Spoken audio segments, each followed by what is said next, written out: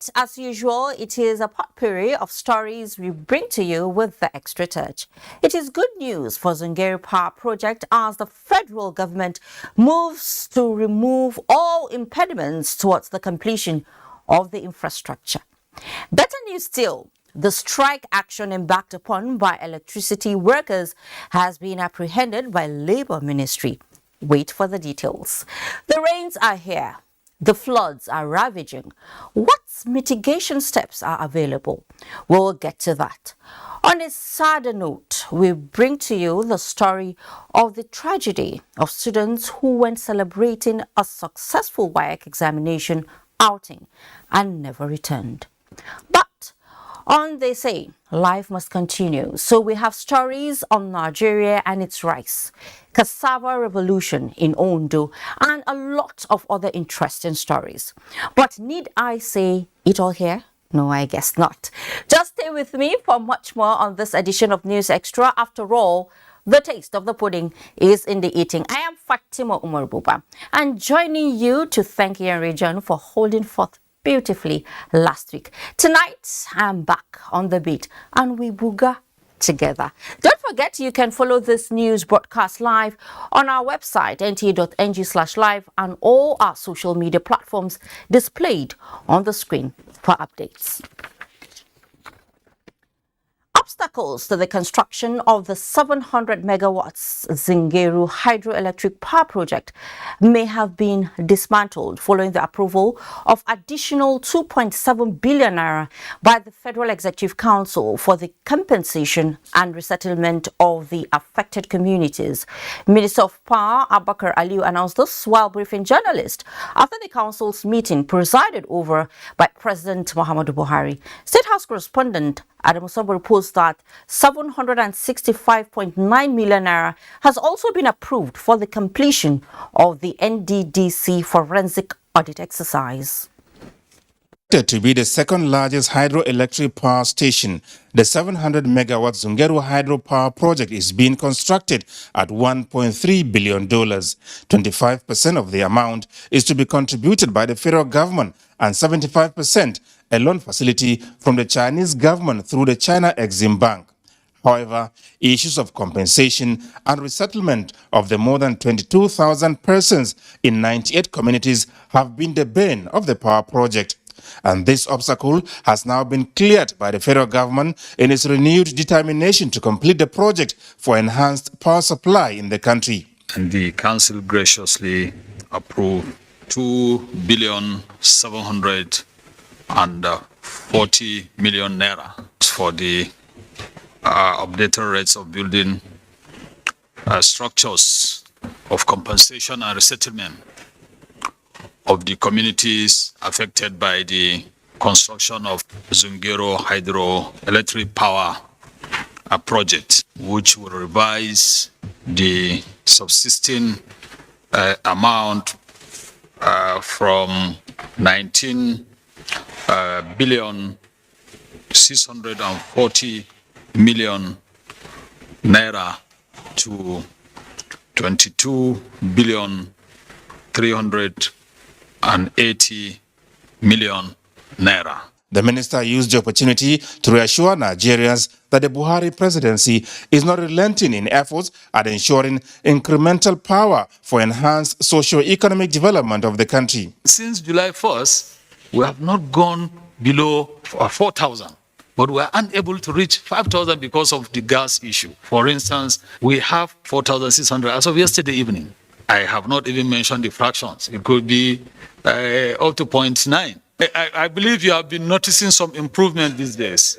So we have not been sleeping. On his part, the Minister of Niger Delta Affairs, Okon Umana, secured the Council's approval of additional funds for the completion of the NDDC forensic audit exercise, covering 3,773 more projects. You recall that for this exercise, a lead consultant was appointed who had to work with 16 other field auditors. And the initial contract sum, which covered the lead consultants and the field forensic auditors was 1.786 billion. These auditors had since concluded their work, but in the course of carrying out this work, it was discovered that they had to deal with many more projects than were initially envisaged. So for reasons of the additional number of projects and the additional time taken, Council today approved a revised additional sum of 764,974,975 naira 50 kobo to cover the additional works done by the forensic auditors. The Minister, Okon Umana, is assuring the nation that as soon as the report of the forensic audit exercise is approved by the Federal Executive Council and a white paper released, all those found to have committed infractions will be called to account, and thereafter, the long-awaited board for the NDDC will be constituted, as clearly stated by President Muhammadu Buhari. From the State House, Adamu Sambu, NTA News. Meanwhile, new chairman has been sworn in to fill existing vacancy in the Revenue Mobilization, Allocation and Fiscal Commission. He is Mohammed Bello Shehu, who until now was the secretary to the commission. President Muhammadu Buhari performed the swearing-in ceremony before the commencement of the Federal Executive Council meeting. State House correspondent Adam Sambo again has that. Observe, protect, and defend the laws of the Republic of Nigeria. Screened and found worthy for the job by the Senate, Mohammed Bello Shehu takes oath of office and allegiance before President Muhammadu Buhari. This is in line with Section 154, subsection 1 of the 1999 Constitution of Nigeria as amended. Shehu from Zaria local government area of Kaduna State holds 2 bachelor's degrees in education and major industrial science and technology, as well as a master's in industrial relations and strategic studies from Colorado State University, United States, and Igwinidion University, Okada, Edo State.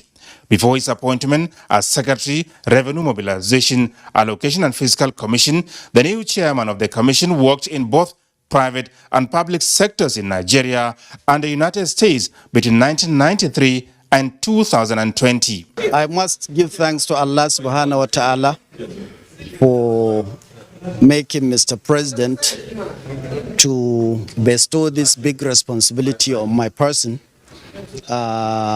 I may not be the best in Nigeria, but in his wisdom, he decided to make me the chairman, Revenue Mobilization, Allocation and Fiscal Commission. I'm very happy. Mohammed Bello Shehu promised to not only add value to the commission, but also live above board in the discharge of his responsibilities. Our task as Revenue Mobilization is how we can assist Mr. President to get more revenue for the Federation, block leakages, looking at the constitutional responsibility of the Commission, which of course are, monitoring of accruals to Federation account and disbursement, and also taking care of the salaries of political office holders and judicial officers as enshrined in the Constitution. That had not been reviewed since 2008, and I think there is agitation for that. Revenue allocation formula had not been touched for about 29 years. The Constitution says after a period of 5 years can be reviewed, looking at the circumstances of the country. More states have been created. And also our other responsibility, like monitoring of CBN, monitoring of Ministry of Finance, Customs, NNPC, those are huge tasks. I know there is a lot of debate on whether there is operating surplus, like some of the agencies of government will claim that what they are getting is surplus of revenue. Revenue is revenue as far as the commission is concerned. The new chairman succeeded Elias Mbam, who resigned to pursue political aspirations. From the State House, Adamu Sambu, NTA News. The Minister of Labour and Employment, Dr. Chris Ngige, has intervened in the strike embarked upon by the National Union of Electricity Employees, NUWI, following an emergency meeting between the union, government and other stakeholders. And this offers us the opportunity to trash them out and even look at our 2019 agreements with affected staff. So overall, it's a successful meeting, and we agreed with my comrade brothers that the disputes should end, and should end today. Not only because of this meeting, but because of the fact that the Ministry of Labour has apprehended the dispute in concern with the dispute part. At the end of the meeting, the Secretary General of NUI, Joe Ajaero, assured the minister that all necessary steps would be taken to restore the supply of electricity to the country immediately. Some of the issues here have been pending for 10 years, 9 years, 3 years, and there should be an end to even conciliation. There should be an end to all these issues if you are sincere. It is not the intention of the union that we will come back on these issues again. And if the government will show good faith, these matters will be resolved. There are other pending issues, there are challenges, there are expectations from Nigerians and the government as it affects the power sector. And why we show willingness to work, fix the sector despite challenges, we want those working with us to show good faith. Secretary General of NUI there. When first commercial motorcyclists and then minibuses were banned from the streets of Abuja, the city center, many thought there was going to be a transport crisis. Well, an alternative was available. Remember the El Rufai long buses? When the story is different now, the prevailing transportation challenge in the Federal Capital Territory seems to suggest that the Abuja Urban Mass Transport Scheme is no longer providing adequate service. Or is it? Well, Onoze Yakubu takes a look at the present state of the high-capacity buses vis-a-vis plight of residents. Are stranded in the morning looking for buses to come to work. They don't see. And the private ones, all these coastal buses, cheat on them. Most of the times, coming out in the morning, you see workers struggling. Some won't leave their house as early as 5 o'clock, 5:30. That has been the harrowing experience commuters face weekdays, especially during rush hours. The Abuja Urban Mass Transit Scheme was set up as a vehicle to drive the transportation needs of the residents. When the scheme was in operation in the FCT, the high-capacity buses were deployed on designated FCT routes, which was a huge relief to many residents. But residents say the Urban Mass Transport Scheme has not met their transportation needs, the reason for which it was conceptualized. We have to subsidize it so that the masses can really feel the impact of the government. Sometimes people will have calculated the money they are going to spend in the month, and then at the end of the day, you spend more than you have budgeted for the month. At the head office of the Abuja Urban Mass Transit Scheme along the Kuba Expressway, fleets of buses are lying idle with some in bad condition. The FCT Transportation Secretariat is the agency charged with enforcing transport regulations in the FCT. We are pretty much aware of the traffic problem in the city, particularly in the evenings. You see people line up on the street. Abuja Urban Mass actually is handicapped. They cannot actually cope with the number of people in the city. So we are very, very much aware of this. And we're working very hard around the clock to see how we float some of these buses to actually help the movement of the people. According to a staff who spoke off camera, the failure of the Secretariat to enforce transport regulations undermined the efficiency of the scheme by allowing unfair competition with mostly unregistered operators. Some respondents believe that there are indications that the FCTA may redesign the Abuja Urban Mass Transport Scheme to make it more sustainable, as the failure of the Urban Mass Transport Scheme has brought untold hardship on many residents of the territory who are forced to wait for long periods to access means of transportation to and fro their various destinations. Onoze Yakubu, NTA News. In another story, the Minister of the Federal Capital Territory, Mohammed Musa Bello, has appealed to the United Nations Foundation to assist in tackling the menace of malaria in the country. The minister made the appeal when he received in audience a delegation from the UN Foundation's Global Immunization on Learning trip to Nigeria. Onoze Yakubu again has the report. Minister Mohammed Musa Bello is soliciting the assistance of the UN Foundation in the deployment of the newly developed malaria vaccine to Nigeria. He appreciates the government and people of the United States of America for their interventions in the fight against diseases like the polio and guinea worm. The minister acknowledges the role played by the Qatar and the Bill and Melinda Gates Foundation, as well as the World Health Organization. When you fight diseases like polio, it's very important to appreciate that all these factors come to play. But I think the most important one is the driving force from the human angle. For instance, from your own country, philanthropists decided to be in the forefront and were able to commit resources. And then, of course, supported by your home governments. The WHO representative, Dr. Walter Kazadi Mulumbo, says the delegation is in Nigeria to ascertain the impact of the United States' investment in polio eradication in Nigeria, especially that the disease has not been completely eliminated.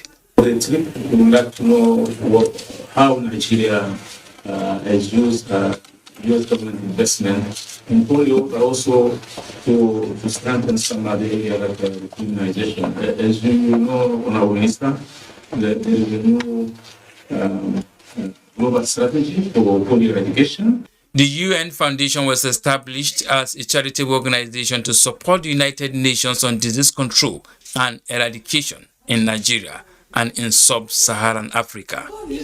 Onoze Yakubu, NTA News. President Muhammadu Buhari has felicitated with most Reverend Oliver Ali Abba, the Archbishop of Benue and Prelate-elect of Methodist Church of Nigeria. In a message of congratulations, the president commended the church for its peaceful and transparent biennial conference in Abuja, which led to the emergence of the new leader. The president also salutes the outgoing prelate for his achievement in the spiritual and fiscal growth of the church. As prelate-elect, Oliver Abba assumes office in December 2022. The president wishes him a successful stewardship and asks Nigerians, especially religious leaders, to intensify prayers for the peace and security of the nation. And let's head to Calabar now, where the Chief of the Air Staff, Air Marshal Oladayo Amao, says the Nigerian Air Force will continue to synergize with other security agencies to tackle emerging security challenges within the country, as well as transborder crimes. The Chief of the Air Staff made this known during the groundbreaking ceremony of the Nigerian Air Force Forward Operating Base, Ogaga Yala local government area of Cross River State. Paul Abel reports. Cross River State is strategically located as it is bounded by South-South, Southeast, North-Central states, as well as shares international border with Cameroon. Groundbreaking by Professor Ben Ayade. This peculiarity is affording the state to release 1,100 hectares of land by the Cross River State government to establish the forward operating base, since the maintenance of peace and security is invaluable for democratic processes, governance, and development to thrive. The Chief of the Air Staff, Air Marshal Oladayo Amao, promises that the base, with other existing military formations, will provide adequate security on that axis of the nation. Incidents do not have come at a better time as we strive to extend the reach of Nigerian efforts for effective employment of air power towards the maintenance of it. This project is very dear to my heart because it fits into the overall development plan and projected security architecture of Cross River State. In Calabar, Paul Abel, NTA News. Let's head to Abuja now, where the presidential candidate of the All Progressives Congress, APC, Bola Ahmed Tinubu, has met with former President Olusegun Obasanjo and other stakeholders in Ogun State in his bid to gain momentum ahead of the 2023 presidential election. Lekon Angbode has that.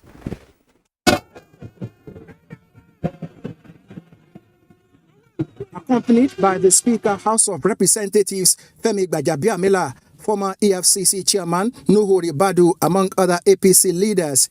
APC presidential candidate Bola Ahmed Tinubu, who was received by Governor Dapo Abiodun, his deputy Noimo Salako Oyedele, Chief Bisi Akande, two former Ogun State governors Olusegun Osogbo and Gbenga Daniel, later had closed-door meeting with former President Olusegun Obasanjo, although Senator Tinubu declined comment on what he discussed with former President Olusegun Obasanjo. He thereafter moved to MKO Abiola International Stadium for the 2023 Artisans Day celebration. Glad with all the support that you are giving. The campaign is not started yet. I'm just here to greet you. In Abeokuta, Lekon Agbonde, NTA News. Time for us to take our first breather, but tonight we'll be right back. His Excellency, the Executive Governor of Borno State, Professor Babagana Umar Zulum, happily welcomes the President, Commander-in-Chief of the Federal Republic of Nigeria, His Excellency Muhammadu Buhari, GCFR, to Borno State, Thursday, the 18th of August, 2022. Mr. President's visit is to commemorate the 2022 World Humanitarian Day by unveiling humanitarian support to thousands of displaced families and other vulnerable persons in Borno State. President Buhari will, during the visit, commission 500 resettlement houses in Mole, which are part of the ongoing 10,000 resettlement houses approved for Borno State by the President, with more than 6,000 of the houses so far completed. Mr. President will also commission 24 flats within 6 duplexes at a new teachers' village. The village, dedicated to school teachers, is one of over 600 capital projects executed in the 3 years of the Zulum administration. Mr. President, sir, the good people of Borno State are always honored and excited to host you. Welcome to Borno State. Wishe Kunshero, Marhaba, Barkadazua, Honorable Babakura Abajato, Commissioner for Home Affairs, Information and Culture, and Chairman, Publicity Subcommittee, Announcer.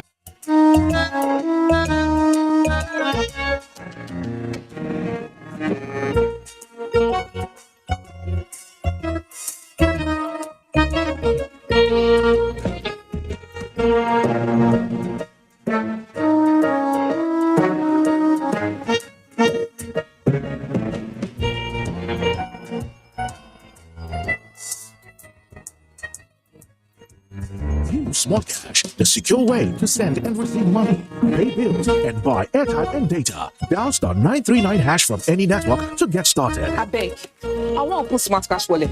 That's smart. Smart Cash Payment Service Bank. Money Matana says. I dey look for pension fund administrator. West up, makes sense. Wake care for me. No be the time when story go enter the matter when it's time to deliver. No. Bank be sure them no go stress you. Call them then they accessible. Yes. Customer care where they on point. No go regret what you try up. Cause promisable investment. Everything just a blend. Make you choose premium pension today. Make that switch to premium pension. Premium pension. Make that switch to premium pension. Join over 700,000 satisfied members and enjoy the premium experience at our offices across the 36 states in Nigeria, including the FCT. Call 094615700704 to make the switch today. Premium pension. Active today, premium tomorrow. River people, we dey see ya. We get the walk. His Excellency Nyesom Ezenwike CON, GSSRS, POS Africa, Governor of River State, cordially invites the general public to the official flag-off of the construction of the Ikore-Rumukuta-Rumola Road Junction flyover. This 11th flyover to be constructed will add to the attraction and love that landscapes of River State metropolis conveys. The flag-off will be performed by His Excellency Donald Duke, former Governor of Cross River State, on Thursday, 18th August 2022, time 12 noon. All invitees must adhere to COVID-19 protocol, including wearing of face mask. All invited guests are welcome. Announcer Kelvin Ebiri, Special Assistant on Media to the Governor of River State. Initiative Against Addiction and Substance Abuse in Nigeria, IASAN, in partnership with National Drug Law Enforcement Agency, NDDC, presents a one-day awareness conference. Theme: Drug and Substance Abuse, the effect on mental health and national security. Host: His Royal Highness Alhaji Dr. Yahya Abubakar, CFR Etunupe, Chairman, BOT, IASAN. Special guests of honor: His Excellency Professor Yemi Osinbajo, Vice President, Federal Republic of Nigeria. Chairman of the occasion, Brigadier General Buba Marwa, retired. Chairman, National Drug Law Enforcement Agency. Royal Father of the Day, His Royal Majesty King Dr. Edmund M. Dalkaro. Mother of the Day, Her Excellency Ambassador Dr. Olufolake Abdurazak, First Lady of Kwara State. Date: Thursday, 18th August 2022. Venue: Nigerian Army Resource Center, Asokoro, Abuja. Time 10 a.m. prompt. For participation and sponsorship, contact 0811-922-2221. Come, let's tame the tide of drug and substance abuse in Nigeria. Announcer Ambassador Princess Raphael, CEO, IASAN. The Honorable Minister of Humanitarian Affairs, Disaster Management and Social Development, Sadia Umar Farouk, welcomes His Excellency President and Commander-in-Chief of the Armed Forces, Federal Republic of Nigeria, Muhammadu Buhari, GCFR, to the 2022 World Humanitarian Day. Theme: It Takes a Village. Date: Thursday, 18th August 2022. Venue: Banquet Hall, Borno State Government House. Announcer Dr. Nasir Sani Gwarzo, MNI, NPOM, Permanent Secretary. Welcome back. When you step into any of Nigeria's local markets in search of parboiled rice, you'll be amazed to find out that the shelves are filled with indigenous rice. This is one of the fruits of the federal government's drive to attain self-sufficiency in rice production and domesticate the benefits of its value chain. Abdullahi Mohammed tells us more. Lush green plantation, carpeted beyond the eyes can see, swarming from top to bottom of each stem, the cereal of choice. Few kilometers away, multi-billion naira investment in processing of paddy rice, with many more waiting for the taps to cut and plunge into the juicy field of rice processing. This, no doubt, says a lot about the dividends of Nigeria's journey to self-sufficiency in rice production. And nobody will believe it before this time that the way we are eating rice in Nigeria, Nigeria can feed itself within this shortest period of time of less than 4 years or less than 10 years. For agro-expert, only few steps are needed for Nigeria to join the League of Rice Exporting Countries. The current policy on the ban of importation of rice should remain in place. And then secondly, investment should be increased in the area of processing of the rice paddy. And then lastly, a robust seed variety development with higher productivity and an organized seed sector for rice should be put in place. What we produce here is fresh. The so-called Thailand rice that comes, I can tell you now, if they are to cook the Thailand rice and bring to you now and cook Gerawa rice, when you eat, you tell me the difference, because this is so fresh and the aroma is just more appealing than that one. So when you take it outside, it's just a matter of tasting. It is only in major markets like this one that you will appreciate the quantum of progress that Nigeria has made in terms of becoming self-sufficient in rice production. The local rice dealers have their shops and storages to the brim with proudly Nigerian rice with smiling turnovers. We are thankful to God because farmers are planting the rice and the markets are getting the supplies, but the rice is becoming more expensive, which is a major challenge.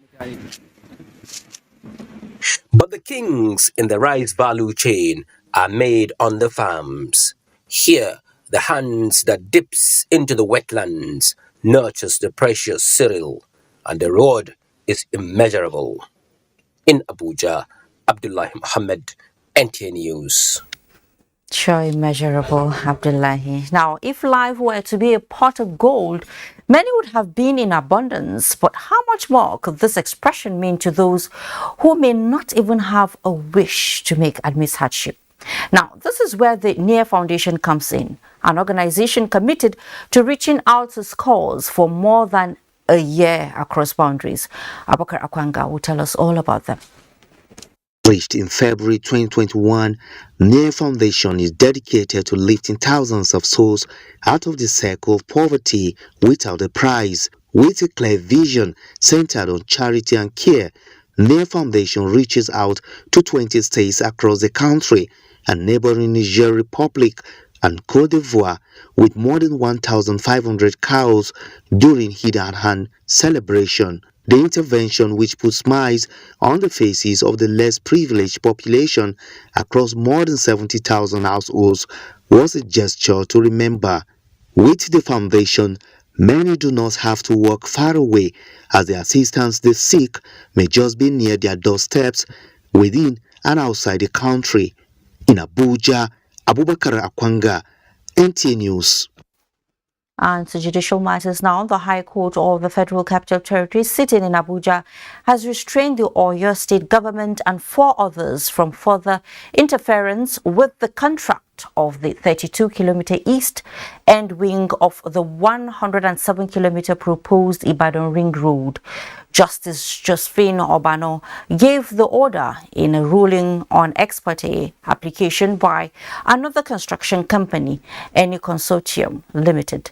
Olabodere reports.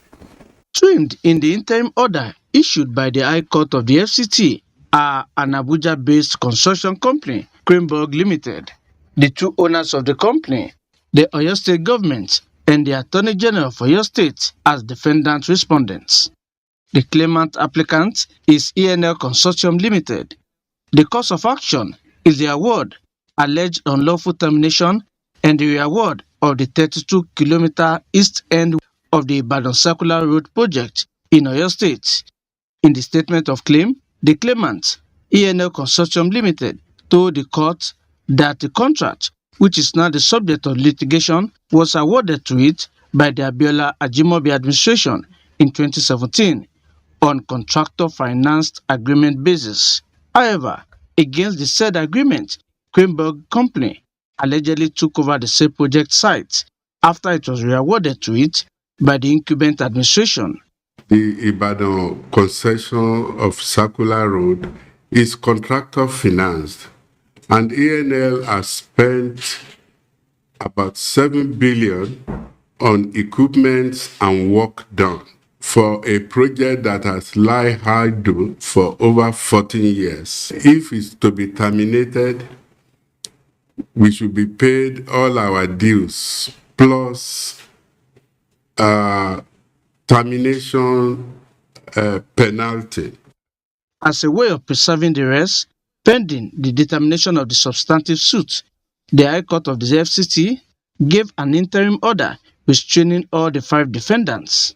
All efforts to get the reaction of the defendant respondent proved abortive.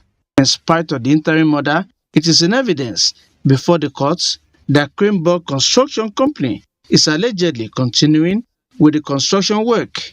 The substantive matter has been adjourned to September 21 for hearing.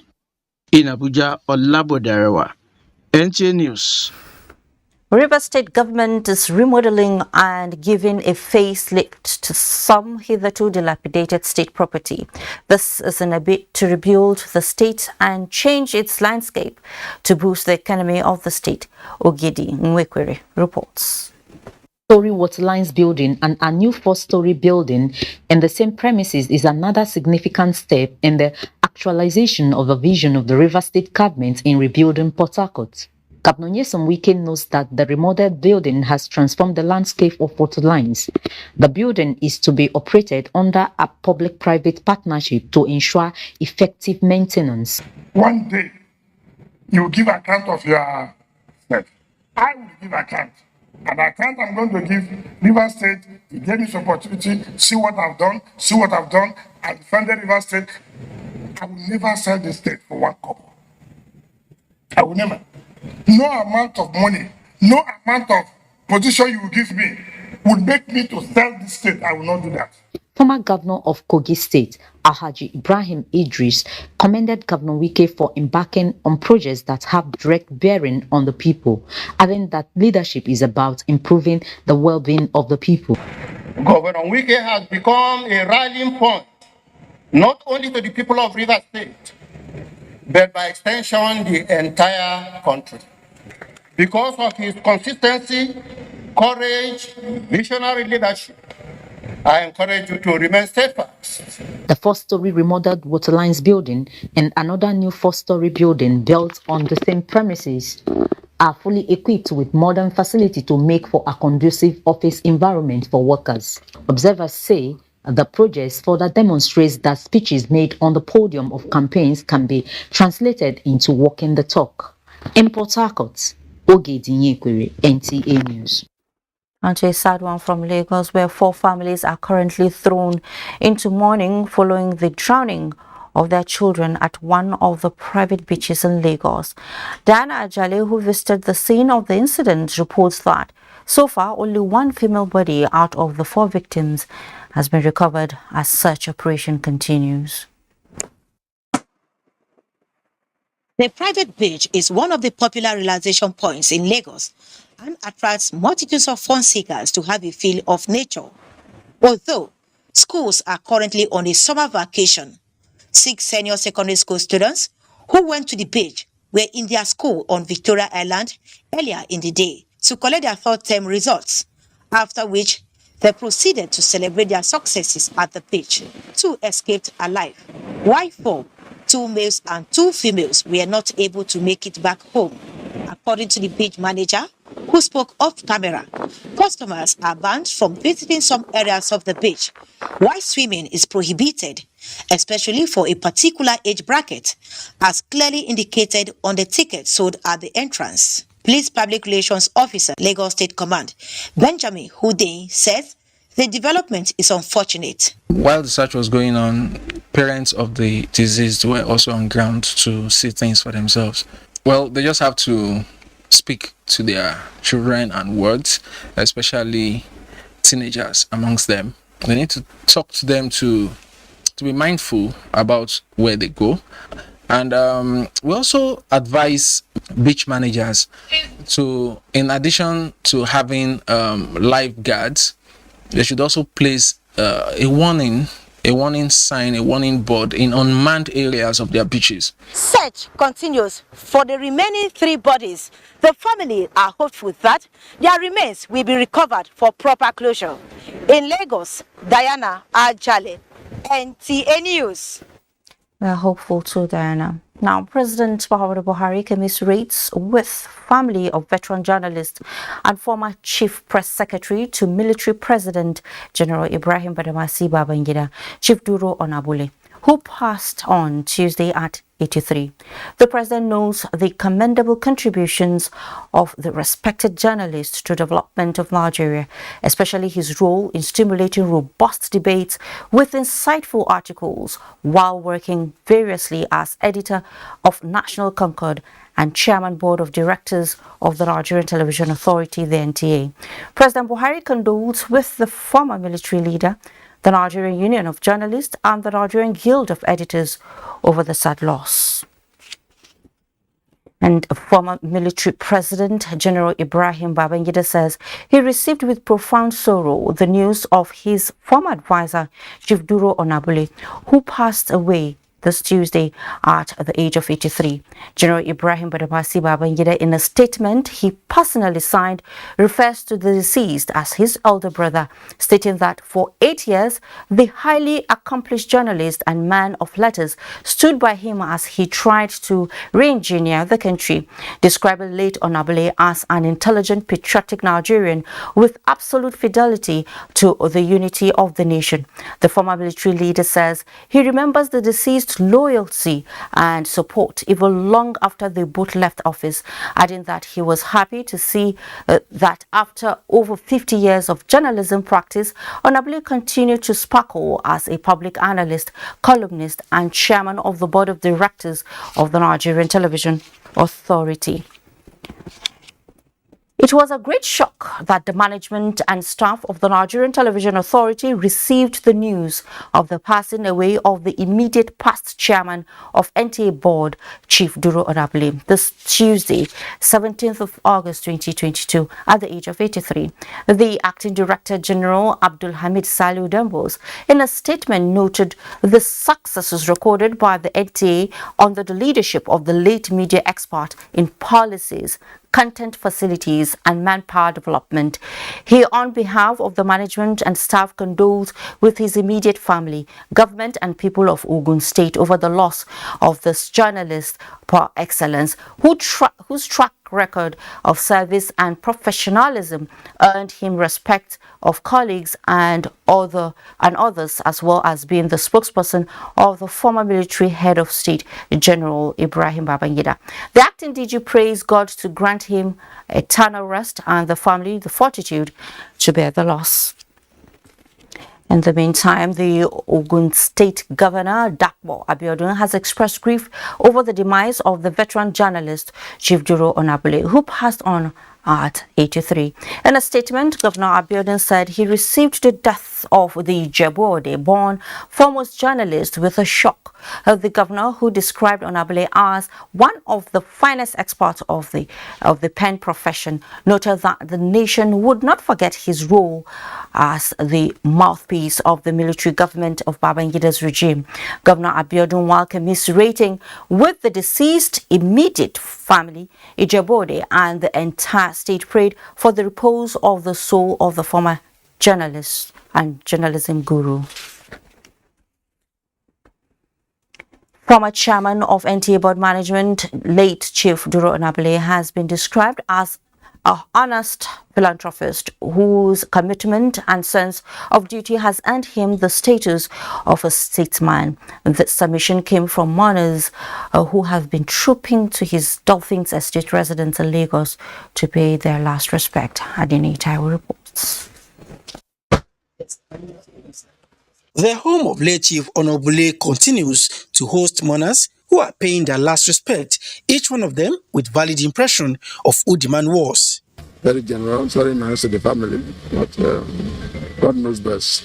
We are not mourning him, because he died at the age 83, yes, he has lived a very good life,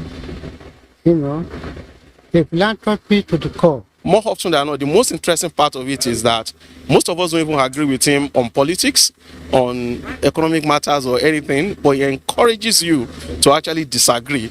Recalling his time with the deceased as a journalist attached to cover the then head of state, Fola Omololu applauded late Onabule for his professional disposition to his office as a spokesman. The fact that he was a chief press secretary, a military man, he was not hesitant to say it as it was.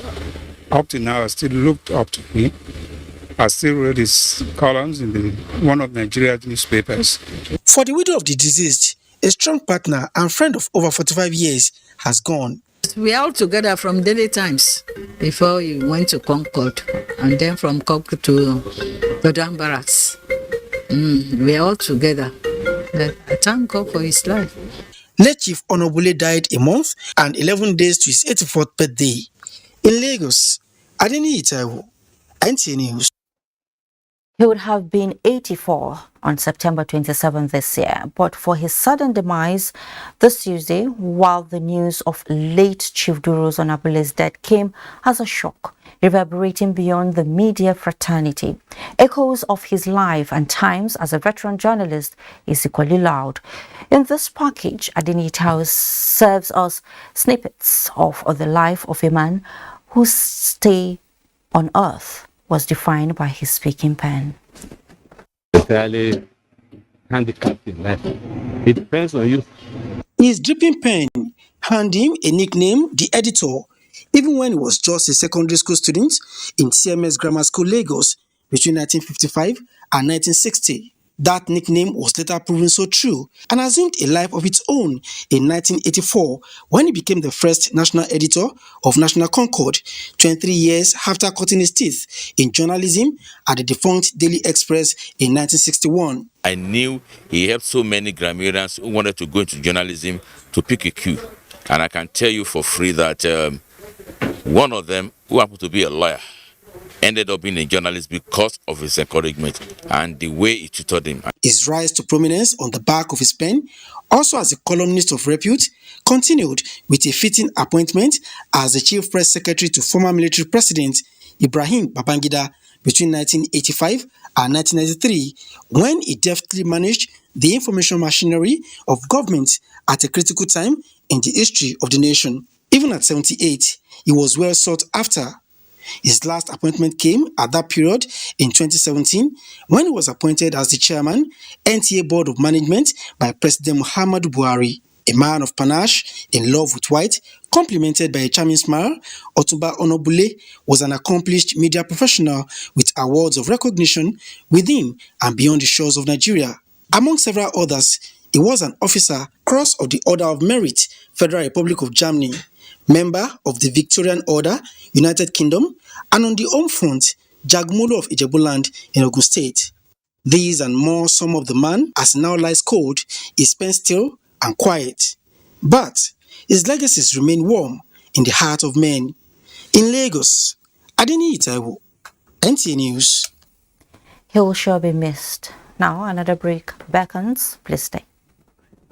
Every day, life presents hopes, dreams, and challenges. Challenges that can become successes with a little help. Because a little help can empower you to go from despair to celebration.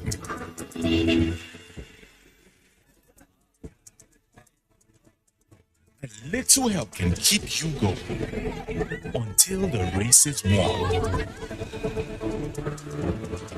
A little help can turn bundles of anxiety into a bundle of joy. And with Glow Data, you get much more than just a little help. You get the biggest data deals in town to make every day glow with small wins and big wins. Dial *777# to select your Glow Data plan. It pain me. It dey pain you. It dey pain us. It dey pain everybody. Yes. But what? Not shed, scatter, comot, e no go solve am. This one they talk, and make them go if they want go. This one they talk, we go comot, we go. This one say, make we scatter, make we burn, make we do everything. When you scatter finish, where you go? Okay, you go take private jet, carry your family go. But make I ask you, what about your uncle, mama, auntie, brother, sister? What about them? Remember, who throws stone for market? You don't know whether the stone go touch your own person. If the two will go come out from your mouth, you no go fit gather us together as one people. Shut up with please. War no get friend. You know no language. You know anything. So if our we get too much, make we sit down at the table of dialogue. Nigeria na my own. Nigeria na your own. Nigeria na our own. Make we come together and keep them together.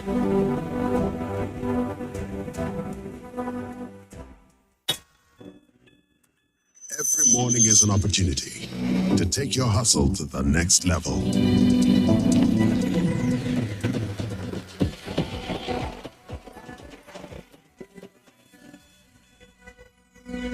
Every morning is one day closer to your mission.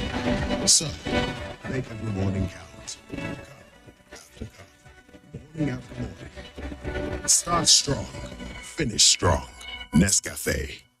ARM has partnered with Techstars to launch the ARM Lab Lagos Techstars Accelerator Program, designed to empower fintech and proptech startups in Africa for success. Applicants to these programs stand a chance to receive up to $120,000 in funding, access to 20,000 global investors, and mentorship opportunities from over 7,000 industry experts. Are you a fintech or proptech startup in need of funding? Don't miss this chance to take your business idea to the next level. Hurry and apply today by visiting www.apply.techstars.com.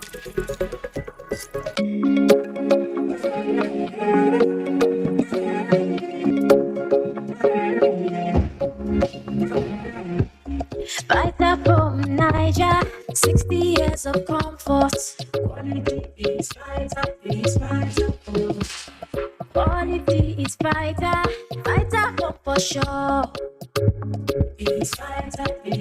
Thank you for all the joy, memories of comfort. Vitafoam is proudly Nigerian and constantly support Nigerians with consistent quality product for comfort and well-being. With Vitafoam, you don't just sleep. We give you the comfort that gets you recharged. Vitafoam, the fine art of living.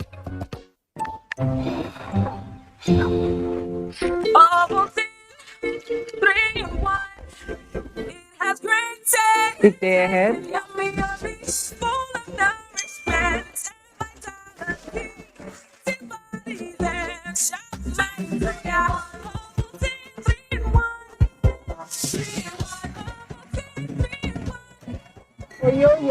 New Ovaltine 3-in-1. Smart choice for smart kids. Does your toothpaste give you complete fresh protection? New Close-Up Toothpaste Complete Fresh Protection takes care of your 5 important oral care needs. It gives you strong teeth, prevents tooth holes, cleans deeply, fights bacteria, and gives you fresh breath. Complete fresh protection from Close-Up.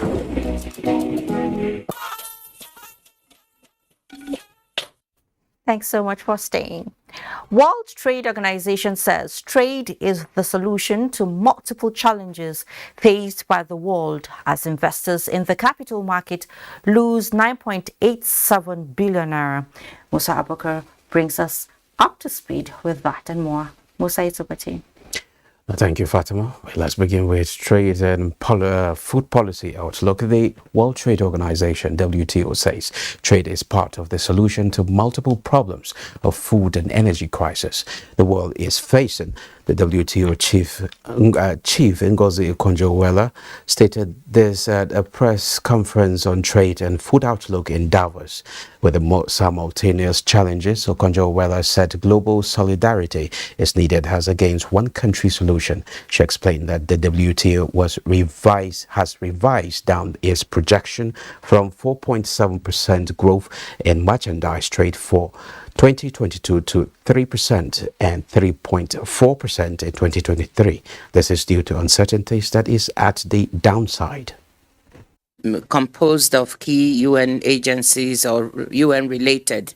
WTO is part of it to look at the food, the energy and finance aspects of this crisis. And part of what it's looking at is these issues of creating safe corridors and looking at alternative means of evacuating Ukrainian grain. What can we do now in the short term? Well, one thing is to make sure that we strengthen the last safety net that we have out there, and that's the World Food Program. They are $10 billion short of funding. So that is one area where private individuals, wealthy individuals in particular, corporations and governments can do something to make sure that that funding gap is bridged. Since February at $91.51 earlier in the session, U.S. West Texas Intermediate crude rose 2.3% to $88.46. Wednesday, The NGX equities market closed on a negative note in midterm trade. The NGX all-share index depreciated by 0.04% at 48,691.17 basis points on Wednesday. 128 million volume of shares exchanged hands by investors on the floor of the exchange, valued at 4.1 billion naira in 3,492 deals. FBN Holdings, Zenith Bank and UBA were the top traders in terms of volume. That's business news. Fatima, it's over to you now. Oh, thank you so much, Musa. Now, the Nigerian telecommunications industry has come a long way, contributing about 12% to the nation's GDP. Mobile phone subscribers stand at 195.4 million. Broadband penetration is at 44.3%, with more than 84 million people subscribing to the internet. But some subscribers are not smiling. The reason is due to not so good experiences they encounter regularly. Chidima NDDC brings us the details. Phone brings so many possibilities in today's world. Global interconnectivity, just one. Some even call it a life changer due to its multi-purpose use across all aspects of human activities. With a click or two, one can most times instantly communicate with relatives, friends, business partners, and co-workers despite the distance. Nigeria is one of the countries in Africa with lowest call and data rates, going by Statista's records. These gains notwithstanding, it's two sides of a coin for some mobile phone users who hardly have jolly experiences. Especially when I don't have enough units. I'm making important calls, suddenly the team will just drop and it should be reading. The money that is left will be counting. And after that, there is no compensation. You will call, and at the end of the day, you will cut, it will continue going. You buy the data, 15 come up. Yeah, the data are finished. Even if I call network provider, they will tell you, sorry ma, that is the end.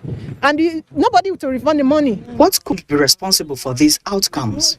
You are trying to swap through your phone to end the call, it's not working. It's usually mostly on smartphone. This only occurs as a result of failure of the calibrator, the device itself. When there is SIM failure, those kind of occurrences, operation occur. Every device developed, there's expiring date for that type of device. So if it's leading to such expiring date, these are activities that are liable to take effect. The internet service providers also have some level of limitation. What I would suggest to the person is that they should understand the features of their phone and they should probably reset their phone properly. This cannot be coming from the telecommunication companies. Well, the telecommunications regulator, NCC, is giving steps subscribers can take when such issues arise. Nigerians can send complaints through the toll-free number 622 if they notice their data being depleted. And we assure Nigerians that action will be taken to remedy the situation, including asking the service providers concerned to refund the cost of data depleted. Unused data should be rolled over. 622 is a direct line to our call center. If your service provider is not meeting your aspiration in any of the services that you think you want to enjoy from them, check if their competing service provider have better service and then port. To put an end to receiving unsolicited SMS, subscribers are advised to send STOP in capital letters to 2442. In Abuja, Chimdema Ndubisi, NTA News. In another development, operatives of the National Drug Law Enforcement Agency, NDLEA, have arrested the MD CEO of Marvel Rock Pharmaceuticals and Stores Limited, Orakwe Chubuke Celestine, for alleged sales of illicit and controlled drugs on popular e-commerce platform gg.ng. These pharmaceutical products are tramadol, ketamine, hydrochloride injection, among others. Have you ever heard of the notion in some quarters that the Nigerian education curriculum is outdated and does not prepare pupils and students enough for the world of work? This is because the existing curriculum appears not to identify with modern learning outcomes, standards and core competences that will enable students fulfill their potentials in life. And this triggers the question, how often does Nigeria review its educational curriculum? Rashidat Mustafa Olagunju takes the story up from here. For decades, school curriculum has served as unified guide for teaching pupils and students, broken into syllables by teachers for better understanding. It's narrowed out in the sense that it is broken down into scheme of work. They narrow it down in a way that it is suitable for us to teach. So, for example, every week now we have various aspects we must teach the students, ranging from the comprehension, the structure, which is grammar, the vocabulary development. Not only does it get updated from time to time, but has attributes that could prepare students to compete with their peers globally. The learners of today, what they really need to compete with other countries and within Nigeria equally is ITT. And as such, the curriculum has been tailored in such a way that the rote learning that was done some years past when we were in school is not exactly what we do now. We involve them to think out of the box.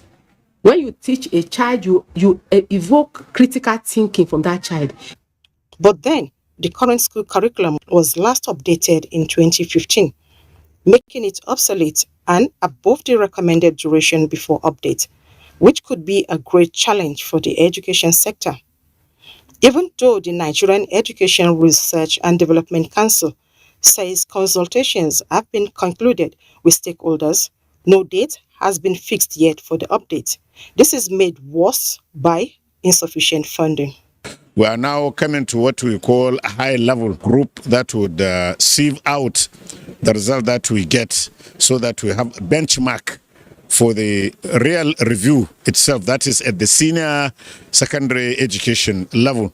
Now, of course, we have so many challenges with regards to this, and that is mainly funding. We have 77 subjects, and we cannot cover at one go, but we will start with the critical ones, and then from there we continue till the funding in the review is improved.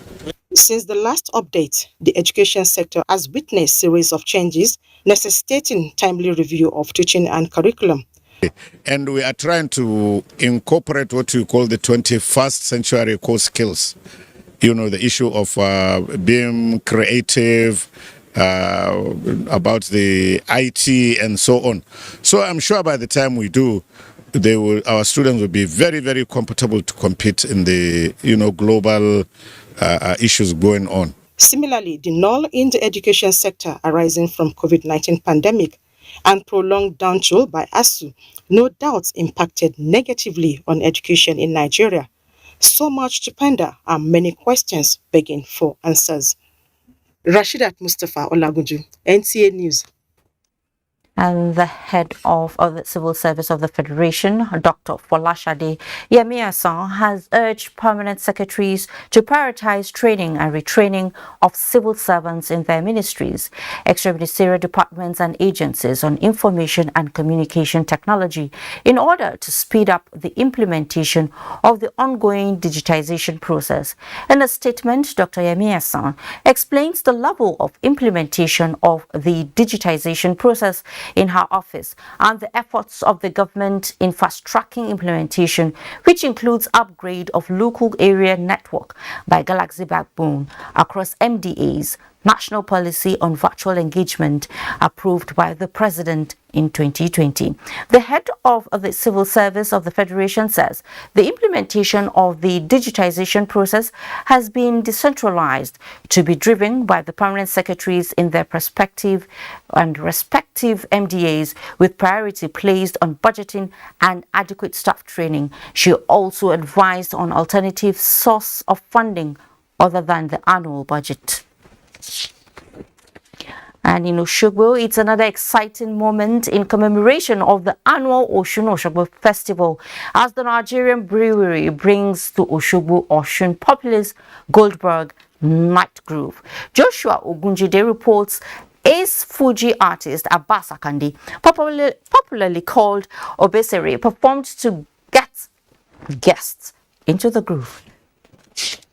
Osogbo Festival, which dates back to over 600 years, climaxed with the annual sacrifice to the river goddess as worshippers home and abroad as well as Osun residents converged on the Osun Osogbo Groove. Goldberg lager beer, known for its propagation of Omoluabi ethos and true to its long-standing sponsorship of customs and tradition in Nigeria, brought goodies to Osogbo to support the annual festival, not only with worshippers of the goddess but the entire residents.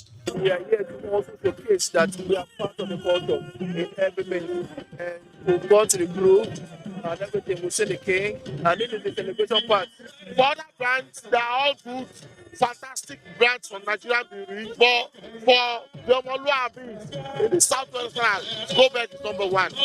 In spite of the coronavirus pandemic, which prevented the annual festivity from being held previous years, the gathering afforded fun seekers an avenue to meet with friends and loved ones. We thank God now that the car night is now open.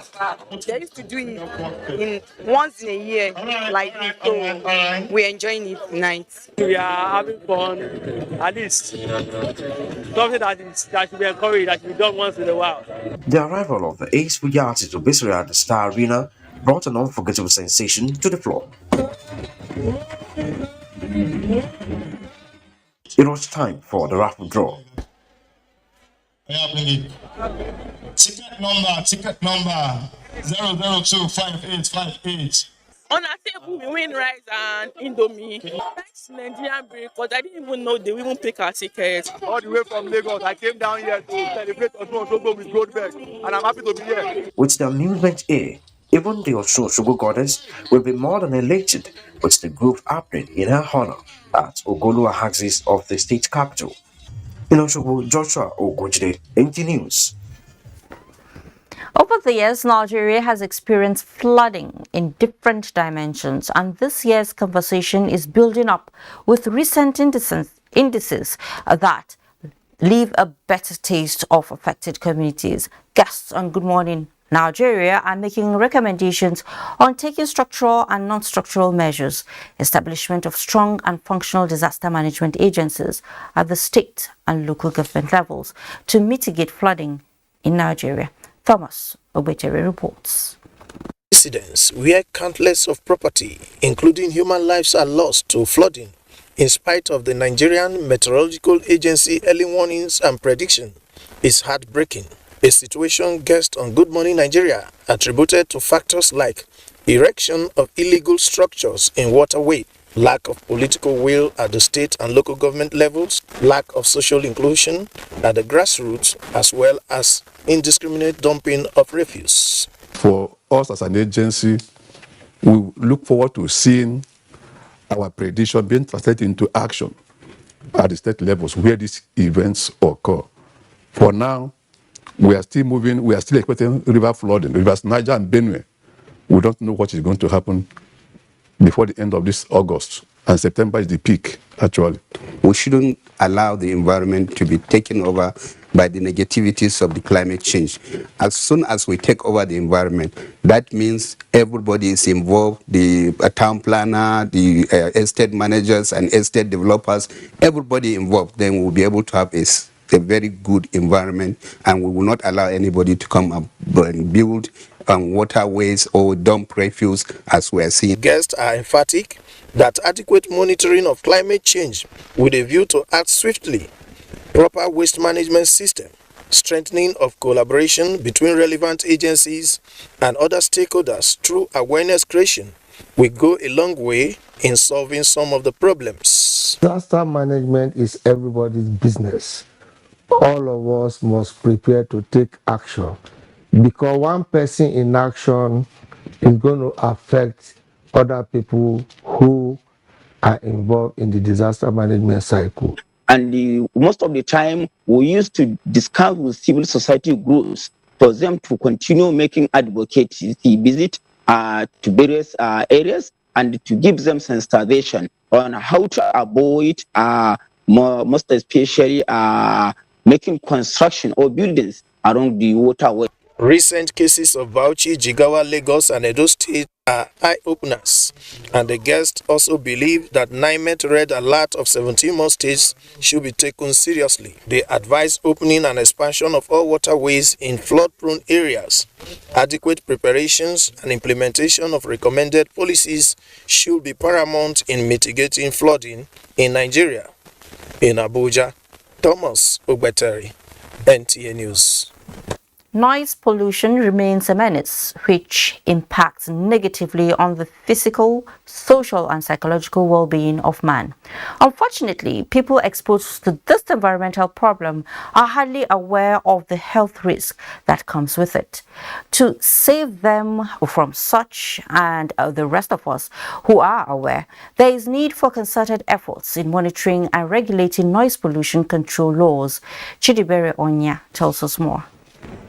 World Health Organization, WHO, classified noise as a major environmental pollution that negatively affects human health. Research shows that people who live in noisy environments face mental health problems, sleep deprivation, hearing impairment, high blood pressure, and other diseases. In Rivers State, for instance, noise is emitted by vehicular activities, industrial activities, loud music from clubhouses, and religious worship centers. Children that are even born today, it's a norm for them because they are used to generator sounds, they are used to vehicles honking horns all over the place. Even when you hear those sounds, by the time you have security issues, those sounds overpower and even enable security challenges. It's a pollution. It disorientates you, it makes you lack concentration, and for some people it stops them from functioning well. There are laws made by River State House of Assembly prohibiting noise. If, for instance, now you have a generator that emits sound above 60 or 50 decibel, you should be punished for that. Perturbed by these developments, medical experts noted that constant exposure to noise pollution is the reason life expectancy is short, especially in urban areas. The high noise level regularly being bombarded into the ear affects our ability to sleep, one, and then also causes a lot of stress. Now, lack of sleep and increased stress level leads to hypertension. Society watchers say achieving a noiseless Nigeria is a collective responsibility of all residents, as health and environmental challenges occasioned by noise pollution would be greatly mitigated. In Port Harcourt, Chidiebere Onye, NTA News. Nigerian governors are objecting to the position taken by the Minister of Justice and Attorney General of the Federation, Abubakar Malami, on the issue relating to the payment of consultancy fee on the Paris Club loan. The governors, at the end of their meeting held at the conference center of the Presidential Villa in Abuja, say they are ready to take every respondent. Gideon Ifeadi reports. Commitment to improving primary health care. Here is Governor Kayode Fayemi on some of the deliberations. 1. The forum launched a primary healthcare leadership challenge, a flagship program to revamp the primary healthcare under one roof policy in the country by maximizing the commitment of state governors to primary healthcare under one roof, promoting progressive increase in primary healthcare funding, and ensuring all primary health care centers have the requisite human resource capacity. He also speaks on another program launched during the meeting. A state charter on state fiscal transparency, accountability, and sustainability program for results, SIFTAS, was also launched by the forum. The controversy surrounding the payment of consultancy fees on the Paris Club loan continues as the governors frown at the position of the Minister of Justice and Attorney General of the Federation. Abubakar Malami, chairman of the Governors Forum, speaks on this. And we reject all of the claims that he has made on these issues. And we also insist that states will not give up on insisting that these purported claims are fraudulent and will not stand as far as governors are concerned. And we will take every constitutional and legal means to ensure that these purported consultancies are fully litigated upon by the highest court in the land. The meeting extensively discussed the state of the Nigerian economy and security, and resolved to immediately engage with the federal government and other critical stakeholders on the prolonged strike by Nigerian universities lecturers. The forum encourages the federal government and the academic staff union of universities to find meaningful resolutions to the lingering impasse. From the banquet hall of the State House, Jide Onifade, NTA News. Thank you so much, Jide. Now, security-related reports when we return from the break we are about to take. Please stay. Like to eat better, more nutritious meals, more veggies, but we want it tasty and easy too.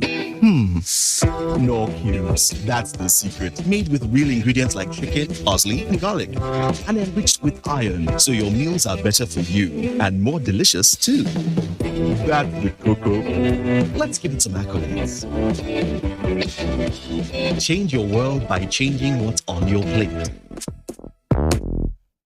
Nigeria Gulf Federation announces its first Nigeria Gulf Federation Summit. This summit will discuss salient topical issues that relate to the development and upliftment of Gulf in Nigeria. Chairman General IBM Haruna, Special Guest of Honor, Honorable Minister of Sports, Mr. Sunday Dare, Convener Otumba Olusegun Rushewe, OON, President Nigeria Gulf Federation. Date 31st August to 2nd September 2022. Venue Ladikwali Hall, Sheraton Hotel and Towers, Abuja. Time 10 a.m. prompt. This event is supported by Polaris Bank, Nigerian Television Authority NTA, Africa Independent Television AIT, Gulf Garden, Anchor Insurance, and Royal Ceramics. Otumba Olusegun Rushewe, OON, President Nigeria Gulf Federation, announcer.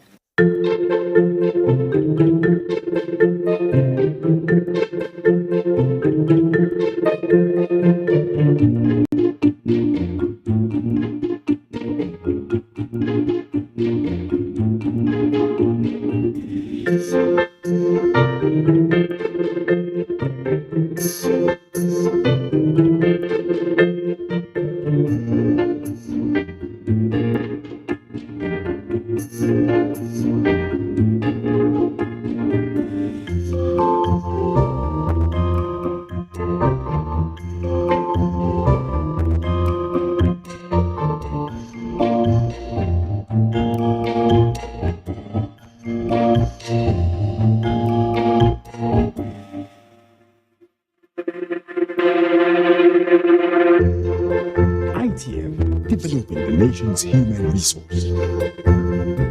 Music is fuel that fires up our souls.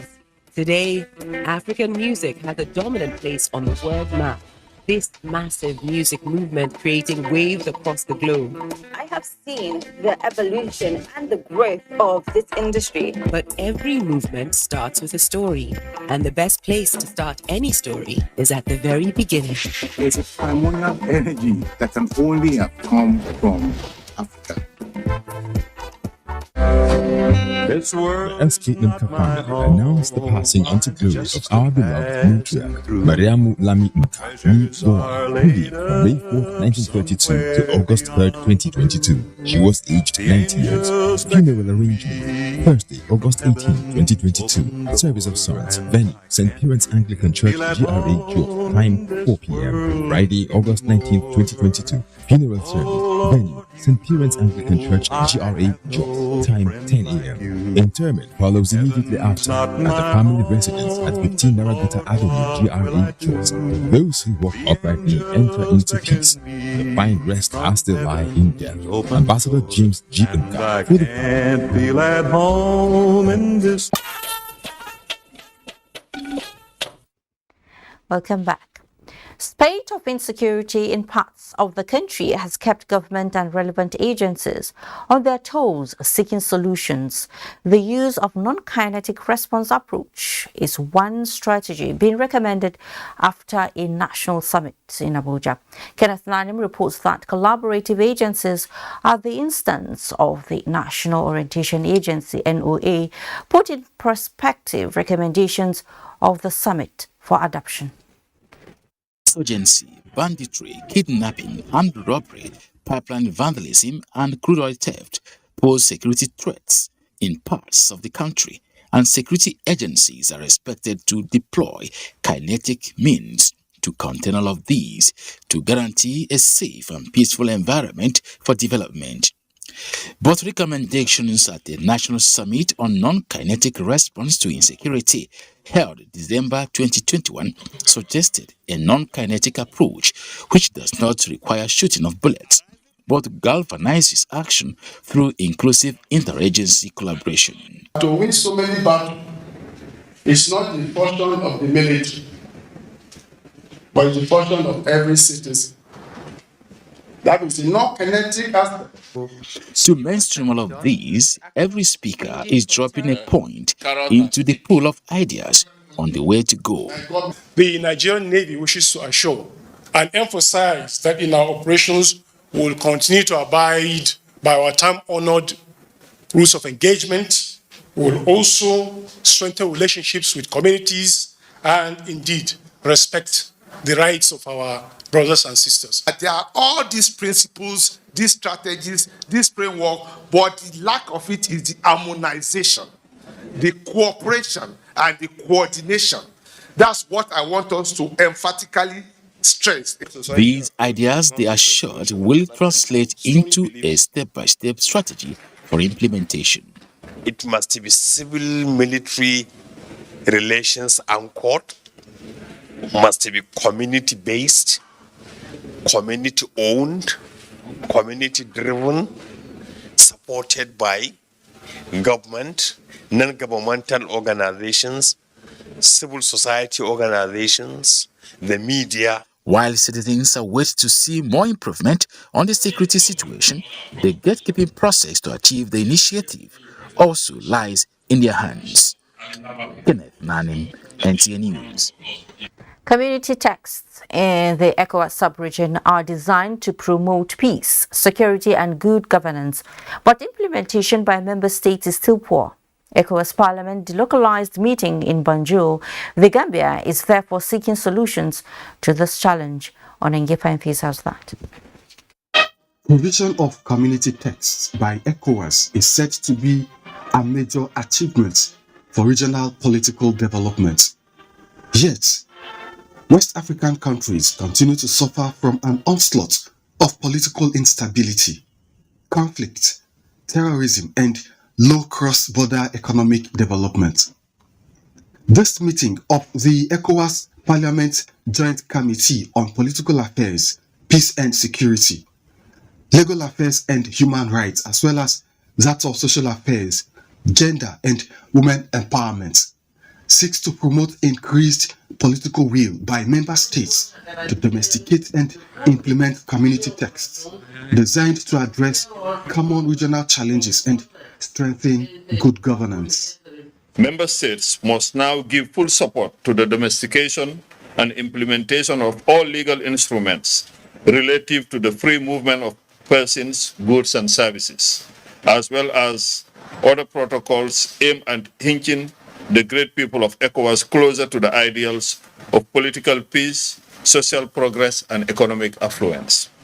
Conflict prevention mechanisms have been established which provide useful insight into potential crises. However, these mechanisms should be strengthened to produce timely and tangible outcomes. This is obvious because without peace and security, our member states will not be able to implement effective economic policies, enforce the rule of law, attract business investments, and deliver public infrastructure and services.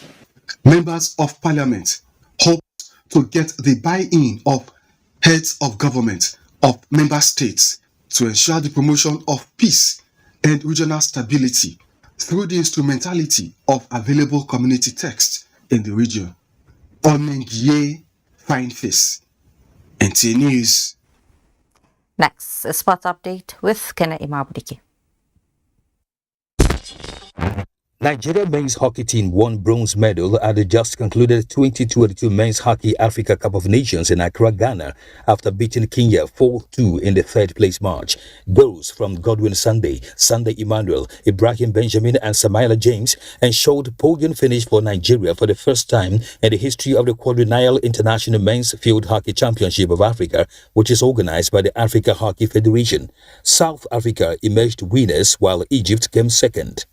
Now, after their impressive outing at the just-ended African Gymnastics Championships in Pretoria, South Africa, where they won 5 gold, 1 silver and 1 bronze, Team Nigeria is poised to do the nation proud yet again as they fine-tune preparations for this year's African Gymnastics Levels Club Championship, slated for August 19 and 20, also in South Africa. Because they've actually done well, and we've tried our own best to make sure we train them.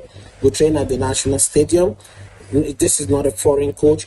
We use our own indigenous coach to do all of these jobs. Meanwhile, all is now set for the 3rd edition of the North Central Handball League, which throws off at the newly renovated court of the Ape Aku Stadium in Makurdi, Borno State from August 20 to 26.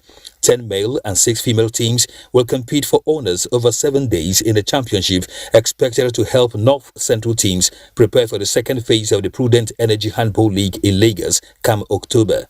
Handball will go a long way in the North Central, and players from the North Central will keep dominating handball in Nigeria, and I'm very sure that will go a long way to promote handball at the national level. Safety shooters and safety babes, both of Abuja, are the defending champions of the league. That sports update. I am Kenneth Imabudiki, NTA News. And with that, we conclude News Extra for tonight. Thank you so much for watching. I am Fatima Umaruba. Please stay safe.